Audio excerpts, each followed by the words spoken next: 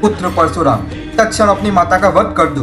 इतना सुनते ही परशुराम ने अपनी माता का सर धड़ से अलग कर दिया। नमस्कार मित्रों, ये कहानी है जमदग्नि पुत्र परशुराम की। क्यों पिता की आज्ञा पर परशुराम ने अपने ही माता का सर धड़ से अलग कर दिया।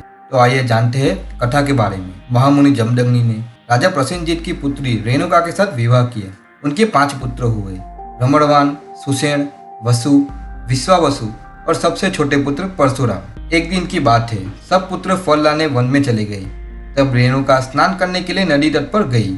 जब वे स्नान करके लौटने लगी, उस समय अकस्मात ही उसकी दृष्टि राजा चित्ररथ पर पड़ी, जो अपनी पत्नी के साथ जल में क्रीड़ा कर रहे थे। उस नरेश को उस अवस्था में देखकर रेणुका ने उसकी इच्छा की।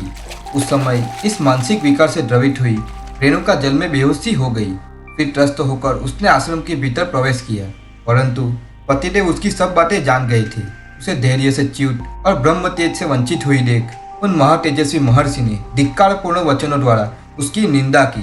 इसी समय जमदग्नि के ज्येष्ठ पुत्र रमणवान वहां आ गए। फिर क्रमशः सुषेण, वसु और विश्वावसु भी वहां आ पहुंचे। भगवान जमदग्नि ने बारी बारी से उन सभी पुत्रों को यह आज्ञा दी कि तुम अपनी माता का वध कर दो, परंतु मातृ से उमड़ आने से वे कुछ भी बोल न सके, बेहोश से खड़े रहे। तब महर्षि ने कुपित हो उन सब पुत्रों को श्राप दे दिया। श्रापग्रस्त होने पर वे अपनी चेतना खो बैठे और तुरंत मृग एवं पक्षियों के समान जल बुद्धि हो गई। फिर परशुराम जी सबसे पीछे आश्रम में आए। उस समय जमदग्नि ने उनसे कहा, पुत्र, अपनी इस पापिनी माता को अभी मार डालो और इसके लिए मन में किसी प्रकार का खेद न करो।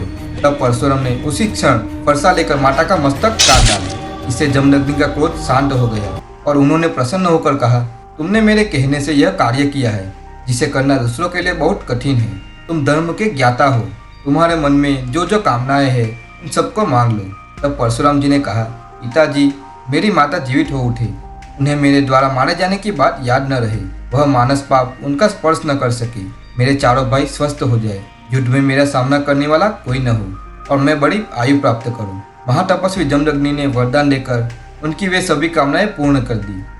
जय मां भारती। चैनल को लाइक करें, सब्सक्राइब करें और शेयर करें तथा बेल आइकन को प्रेस करें।